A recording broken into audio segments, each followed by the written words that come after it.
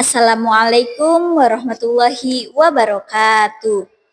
Hai teman-teman, perkenalkan nama saya Ratna Putri Siti Fatimah dengan NIM 0112401100 dari PAI 2D. Nah, di sini saya akan memenuhi tugas UAS dari mata kuliah Ilmu Pendidikan Islam yang mana mengenai soal-soal sebagai berikut ini.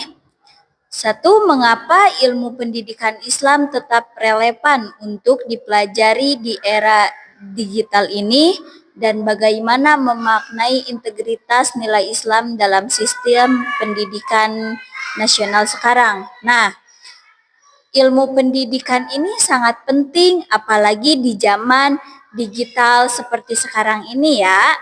Nah, teknologi itu sangat tajam seperti pisau untuk orang-orang gitu. Jadi pendidikan Islam ini untuk pegangan biar kita tidak salah jalan, tidak terbawa arus. Jika kita mempunyai pemahaman ajaran agama Islam ini, kita lebih hati-hati, sopan, dan memikirkan apa yang terjadi sebelum menindak itu hal baik atau buruk gitu. Soal integritas nilai-nilai Islam di pendidikan nasional menurut saya artinya nilai-nilai baik dalam Islam kayak jujur, disiplin, kerja kelas, dan peduli kepada orang lain.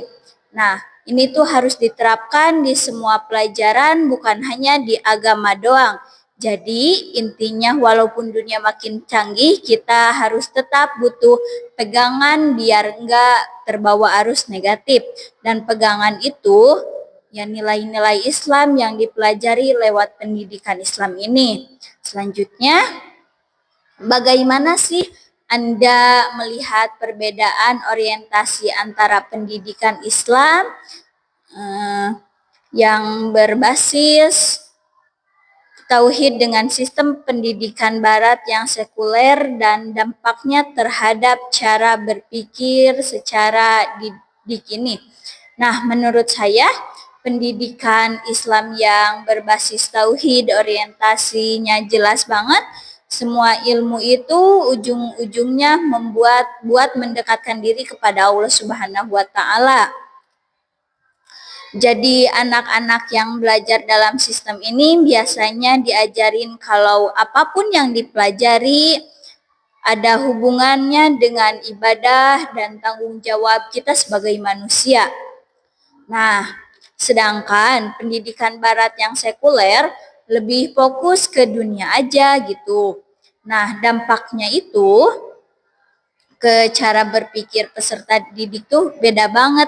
Antara yang dididik dengan nilai tauhid itu lebih berhati-hati dan berpikir dulu sebelum melakukan sesuatu karena semuanya dipertanggungjawabkan di depan Allah Subhanahu wa taala. Tetapi bukan pendidikan barat jelek, cuman jika tidak dibarengin dengan nilai agama bisa membuat orang terbawa arus. Nah, gitu.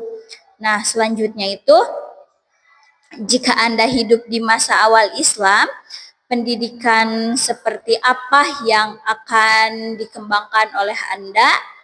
Nah, menurut saya, jika saya hidup di masa itu, di masa awal Islam, saya bakal membuat sistem pendidikan yang sederhana tapi efektif, biar orang itu gampang pahamnya gitu, gampang.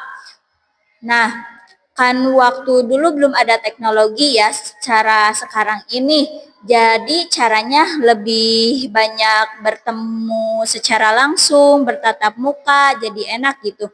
Metodenya juga dipilih dengan gampang diterima, kayak ngobrol-ngobrol santai, tanya jawab gitu. Secara tatap muka kan enak ya, biar tetap sesuai dengan nilai-nilai Islam. Saya juga bakal adakan adab itu sebelum adab itu lebih tinggi dibandingkan dengan ilmu. Nah, ini tuh bikin akhlak mereka makin baik gitu.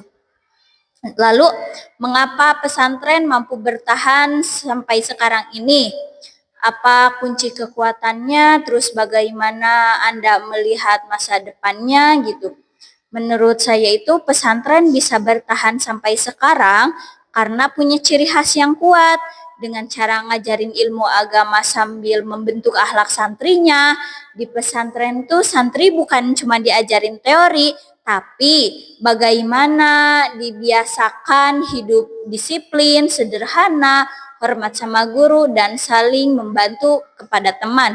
Itu yang membuat pesantren beda sama sekolah biasa. Kunci kekuatannya ada di sistem pelajaran yang fokus pada akhlak dan kedekatan antara kiai sama santri gitu ya.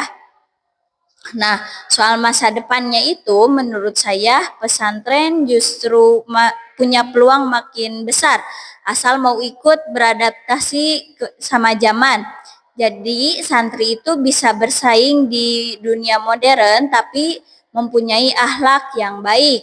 Nah, selanjutnya bagaimana Anda akan menyinergikan ketiga pendidikan formal, non formal dan informal. Nah, pendidikan formal, non formal dan informal itu harus jalan secara bareng karena masing-masing itu mempunyai peranan penting. Pendidikan formal kayak sekolah itu bagus untuk anak pintar secara akademik, ngerti teori dan keterampilan dasar. Nah, pendidikan non formal juga kayak pesantren, majelis dan yang lainnya itu ditambahkan agar anak-anak itu ngerti agama dan punya akhlak yang baik. Nah, sementara informal itu yang dapat dari rumah, dari orang tua dan lingkungan itu sebagai pondasi. Di sini anak-anak diajarin adab, kebiasaan baik dan nilai-nilai moral sehari-hari. Kalau mau generasi kita unggul secara spiritual dan intelektual, ketiga pendidikan ini harus saling dukung-mendukung. Terakhir, apa sih kekuatan dan kelemahan dari sistem halakoh atau sarogat dibandingkan dengan sistem kelas modern? Nah, menurut saya itu sistem halakoh atau sorogan itu punya kekuatan yang keren banget kelebihannya. Hubungan antar guru dan murid lebih dekat, murid dan bisa langsung bertanya kepada guru jika tidak paham dan guru itu bisa melihat perkembangan murid satu persatu dan ilmunya lebih mendalam karena diajarin langsung dan lebih fokus gitu. Namun kekurangannya itu jelas memakan waktu lebih lama karena ngajarnya satu-satu atau kelompok kecil ya, tidak dengan kelompok yang banyak atau jumlah murid yang banyak gitu. Nah, menurut saya metode holako atau sorogan ini bisa banget dipakai sekarang, cuman dikombinasikan dengan cara-cara modern gitu, tidak usah meninggalkan sistem yang dulu, tapi kita tambahkan dengan sistem modern yang ada pada zaman sekarang ini gitu. Jadi kita dapat dua-duanya ilmu tetap dalam dan efisien juga. Nah, seperti itu teman-teman. Terima kasih ya. Itu saja materi yang dapat saya sampaikan. Wassalamualaikum warahmatullahi wabarakatuh.